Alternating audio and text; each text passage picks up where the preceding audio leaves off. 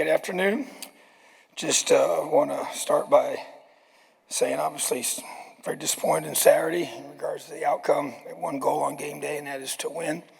And we're not able to do that. So obviously had a chance to watch the film, much to teach off of and grow from in all three phases. But just bottom line is that now we had a chance to play and see a lot of our new faces and how they responded to a high-level opponent. And now I get a chance to evaluate that and build off the things that we did well and correct the things that we made mistakes on and continue to go forward. Want to recognize some players that did a great job, giving us a great look. Our scout team players of the week from this past week against preparing for Ohio State.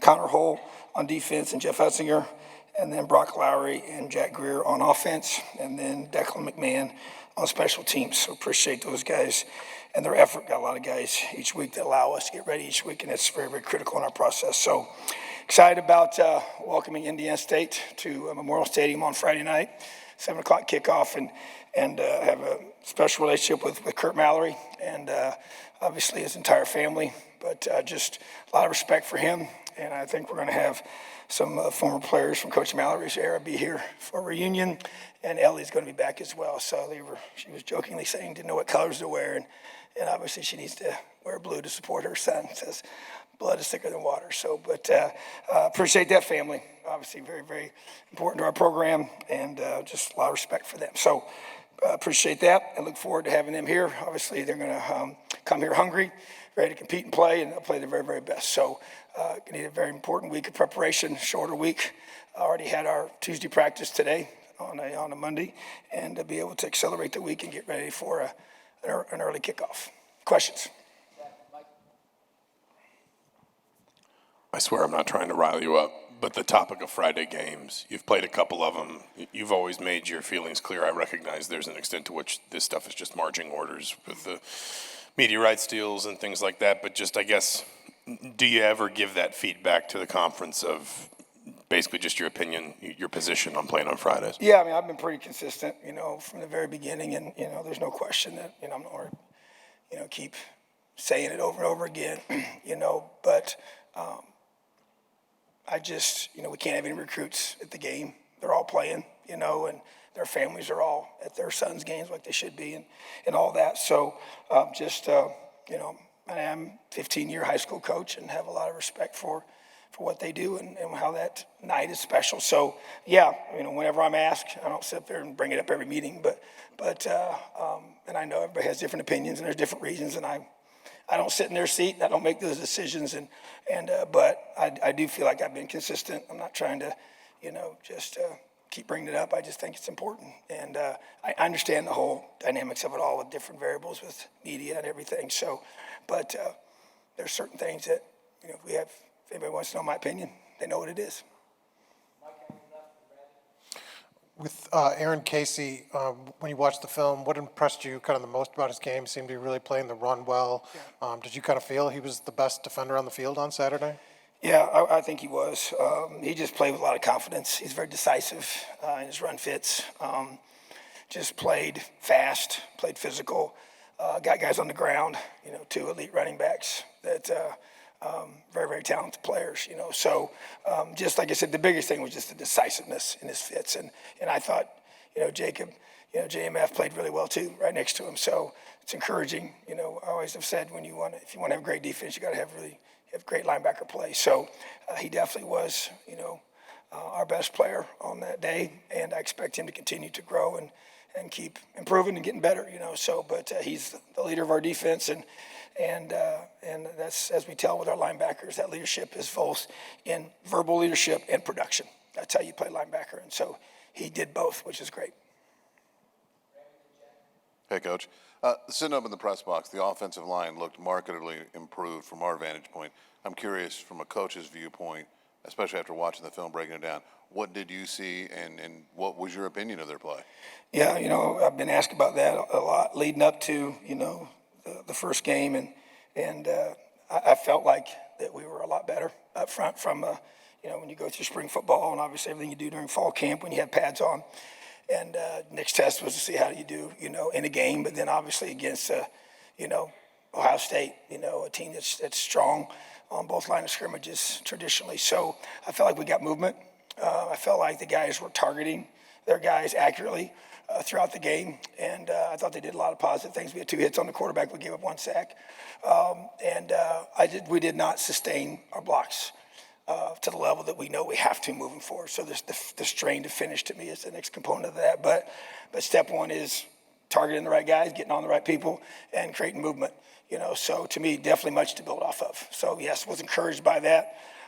Trying to get even more guys ready to play. The course of a season, guys get dinged up, and to be able to mix and match and put our best 5 out there. So as we kind of made some adjustments, and we have some flexibility to move guys in and out a little bit, which is good. But Coach Bostad's done a really good job with that group, and the expectations we just keep getting better every week. Yeah, it looked like Jameer Johnson got a little bit banged up in the second half. I guess, what is he dealing with, and how's he doing injury-wise? And I guess overall, I know you said some of it was just cramping, but how do you feel like you got out of week 1 in terms of health? Yeah, we had a couple guys cramping, which is, obviously a weekly situation. I think as the weather unfolds this week, it's going to be a high of 76 on game day. So we'll be up 10 degrees cooler than it was this past Saturday. So don't expect that to be a variable for our guys moving forward. And then, the way we have the availability report now, so guys will be listed on that each week. So really probably not going to discuss a lot about injuries. We'll have that put out 2 hours before kickoff and let that kind of handle that situation. With the defensive line being so impactful on Saturday, how would you kind of evaluate their performance, especially against Ohio State's offensive line? Yeah, I tell you, I was encouraged. I expected them to play well, but you don't know. And I thought Andre Carter was extremely disruptive. He'll only get better as he learns our system more and continues to trust, playing within it and the different things we have him do.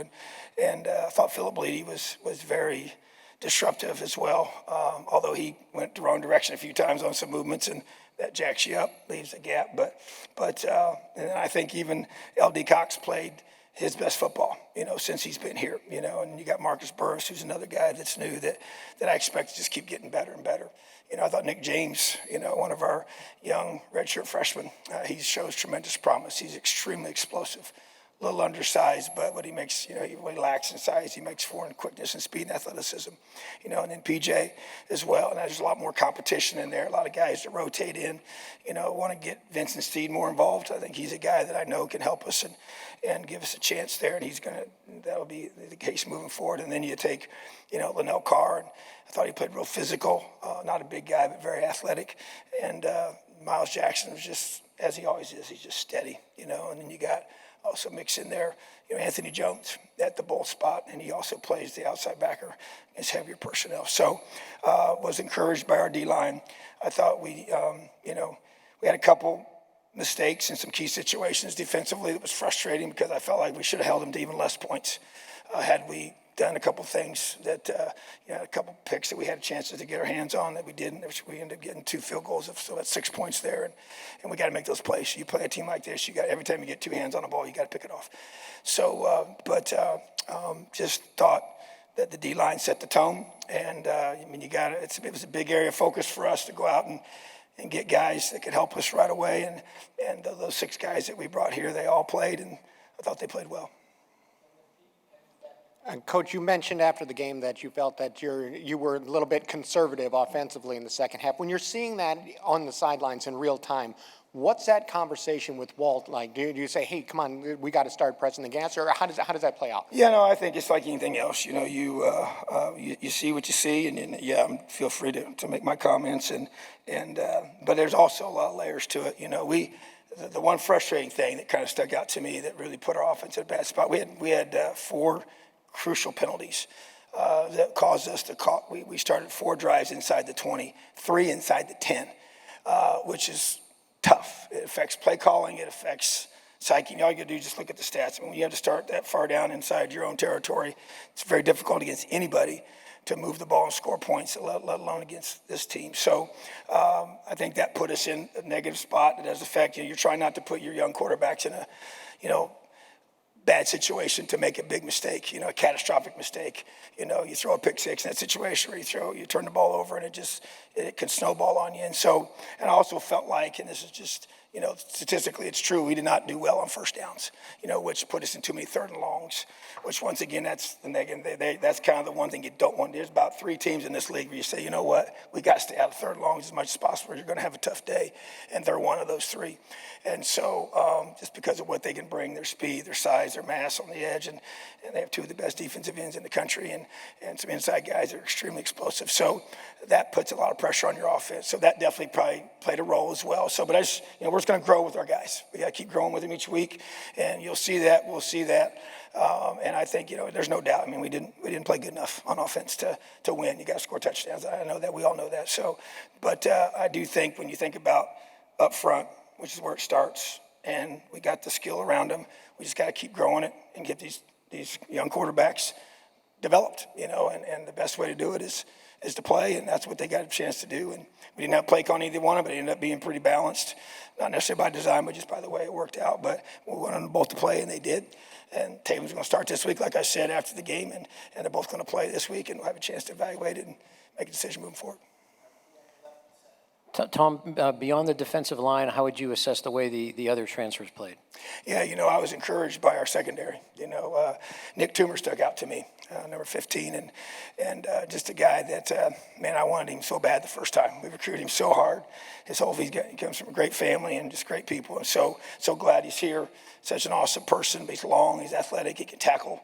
I thought he did a really good job. I think that, anytime you have that kind of length at corner, Jameer Johnson did some good things, like his ability. Kobe Minor, same thing. He had missed a little bit last couple of weeks, so he's kind of get back into the flow. I think he can continue to grow and get better, but I think he stuck out to me as well. And I know from a transfer perspective, Christian Turner shows burst. We know he had that, and then just got to continue to just fine-tune our offense in that regard. And I thought E.J. Williams, as a transfer, DQ, those guys can make plays for us. So I just like the guys that we have.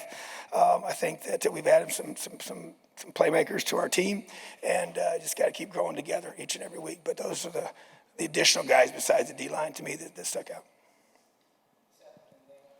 I know you mentioned the quarterbacks when you were talking about the offense before, but just now that you've had a chance to kind of look over the film, and I know it's an ongoing kind of decision that's extending into this week and beyond that, but just from what you've seen on the film from Saturday, just what do you see from Brendan, what do you see from Taven, things that they, that you liked that they were doing, things that, they need to work on going forward? Well, I think, you had in that setting, they have to make decisions, and sometimes they make good decisions in both the run game and the throw game, and I can say this about each one of them, and sometimes they didn't. There were times where receivers didn't. There was a time, it may look like the quarterback misses, but the receiver runs the wrong route, makes the wrong read, and just a couple of those that were, broken up. If they were run, the routes were run a little bit different, with a different type of cuts and angles and different things. It's a completion, So, but I felt like that overall, I don't think either one of them just separated from the other, just my opinion, just looking at it. You guys all saw the same thing I saw. And so I'm looking for that to continue this week. And that's what we're looking for, someone just to separate and become the guy, So, but I think that they showed their youth in some situations. But I thought they both showed poise. I think they both showed that the moment wasn't too big for them. But that was their first time playing in that amount of snaps and at this level. And so you just got to continue to evaluate, which we will. And obviously they can both throw it and both run it.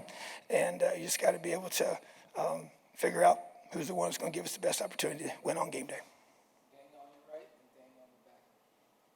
Obviously, you already said that some of the play calling was dictated by game script and starting so deep in your own territory, but we saw you guys come out with running the ball a lot, quite a few option looks. Is the idea that as you guys get more comfortable with some of that option running and as your 2 quarterbacks get more comfortable throughout the season to kind of use that option, use that run attack to open up more passes downfield that you can try later in the season? Yeah, I think that, anytime, I would think this is another thing, whatever style we wanted to play, you got to run the football in this league. You got to stop it on defense, and you got to be able to run it on offense, and then your throw game comes off of that. To me, that's without question what we want to be able to do, and for a lot of different areas of that, and different components that can keep the secondary, and to try and create some looks that makes it easier on the quarterbacks, which is kind of the big picture objective, because at the end of the day, you're trying to help him be at his very, very best, whoever that person is in there. And so there's no question, we have, talented receivers on the perimeter to get the ball to, got good length, good athleticism, and got to get those guys the football. We know that. So, but to me, it's when they can't just lay their ears back, and just come after you and give you all these exotic looks. That's what makes it really hard on most quarterbacks. I don't care who you are.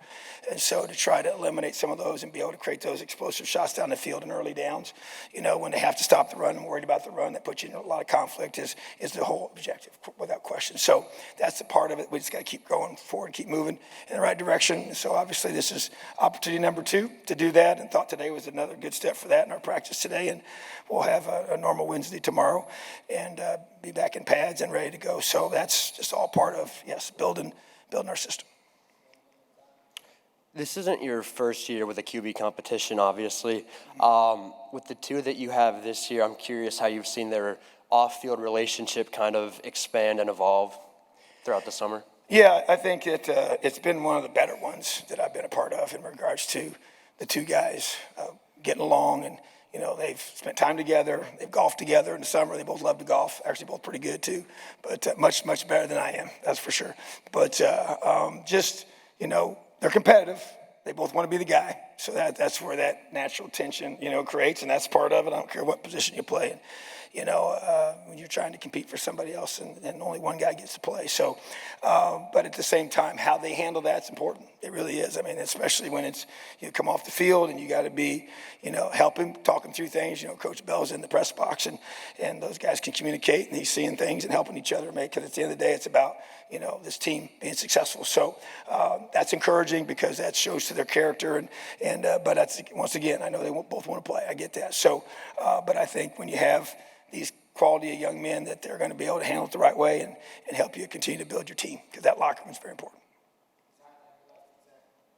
You talked about the rule changes with the timing last week after actually going through a game and going through it. How did you see that change the way you went through the game, and what were your overall thoughts? Yeah, from a football perspective, I know I've seen some things that some coaches' comments about the, whatever, the commercials. I have no idea about all that stuff. But I just know that, when the clock's moving, after first downs, it's going to shorten it a little bit. When it was first introduced, it was kind of like, the way it was explained to me, it's going to be 7 to 10 plays a game.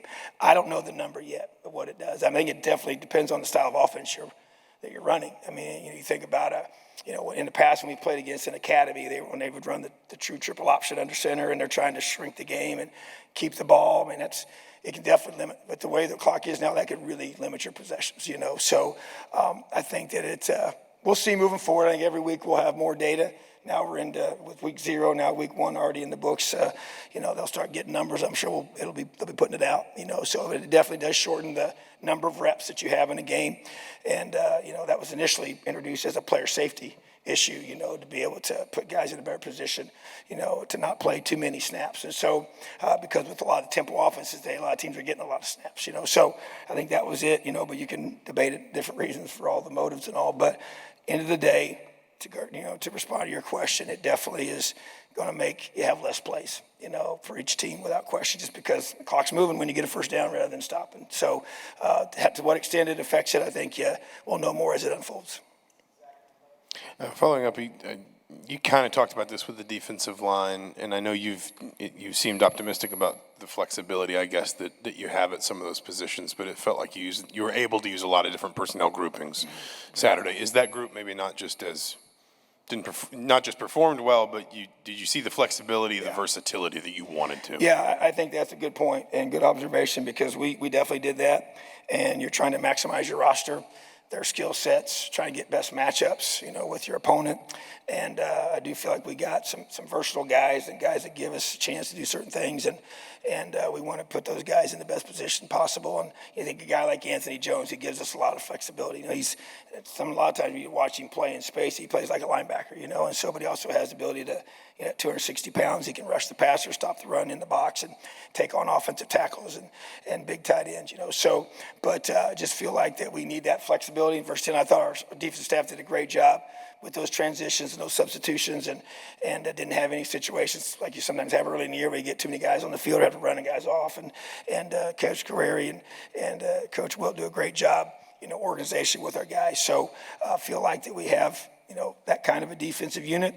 And, but once again, we didn't know until they play, how I thought we tackled well as well. I think that's something that's very positive. A couple missed ones, but that position flexibility as well as playing as much guys as we can, just to be able to keep guys fresh so we can finish in the fourth quarter.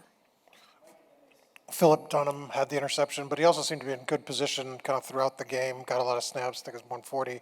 What did you see from him, and how much growth has he made, in the last 6 months or so? Yeah, it's been very important growth. We've challenged him. He's one of our most talented defensive players, I believe. He's still young. He did play for us last year as a true freshman in a limited role, but he was a guy we knew we needed to have him take the next step. It just has a great feel. He made that exact same play in practice. We talked about it, like it's amazing you play the way you practice, and just to reinforce that, to be able to reaffirm to each player, hey, this is why it matters how you do things every day. And so he's been our biggest takeaway guy during fall camp, and it showed up on game day. So just a talented player without question, but he's still young. Got to be able to stay locked in, stay focused, and he and Josh have been holding down that rover spot for us, and it's great to have two guys that can play and just both can sharpen each other and hold each other accountable. So I feel like that he needs to continue to keep building off his performance from Saturday, but definitely encouraged by his play. You touched on it a little bit in your open, but your relationship with the Mallory family, them coming to Bloomington on Friday night, what do you expect that moment to be like when you guys meet at midfield, you and Kurt, or just in conversations with the Mallory family? Yeah, just a ton of respect. Matter of fact, so I've always talked with Kurt, but during the pandemic, we talked a lot. He was kind of just a lot of questions about what was next and this and that. What are we saying? It's in our meetings with coaches in the Big Ten, and knew that would kind of affect them and how are we doing this, how are we doing that? And so he and I have talked a lot, and highly respected him. And when I was a high school coach, he was a college coach way back then, and he and I are the same age. And so just, obviously close with his dad before we lost him, and then just Ellie's relationship with this whole, town and so many people here in our program. So just, it'll be a very warm embrace, not your typical, it'll be more than your typical just, pregame bro hug, that coaches give, kind of thing. But no, it's just so much respect. I know his brothers, well, and just, so much, just a football family, good people, and are so respected in this entire profession at such a high level. So just really looking forward to it, a chance to, we always cheer for him when we're not playing him. Obviously, it's the first time we've played him since I've been here. So, but, I think that, and I probably knew Doug better, and until the last 2 years, and really gotten a lot closer with Kurt because of proximity and being here. So, but just really, neat family for sure. So we're excited to have that opportunity and a bunch of former players come back and to be able to unite and see both of them. So Mallory family, pretty special to this program, no question. You utilized 3 running backs in the game, and obviously Jalen's skill set's a little bit different than the other 2, but how do you plan on using all 3 of them going forward? Do you feel like maybe you'll switch to 2 predominant running backs, or do you think you'll utilize all 3 the rest of the season? Oh, we'll keep using all 3. And you're right, they are different, and so just different ways without question, so, but as the offense grows and continues to get better, but those are 3 guys that we felt like, we want involved, and they're going to have a chance. And, as that position guys get dinged up throughout the course of a year, so you never know how that's going to play itself out. But I feel like that all 3 of them are talented players. And then, Trent didn't get a lot of snaps, but he's another guy, and as well as David. Those 5 guys to me are our top running backs that we really believe in, and to have a chance to keep that those guys fresh in there, and they got to do a lot of different things, and Coach Johnson does a great job with them, but just managing that part of it is part of his responsibility as well. So, but definitely expect to use a lot of those guys throughout the course of the season, yes. All right, thanks, Tom. Awesome. Have a great day. Leo.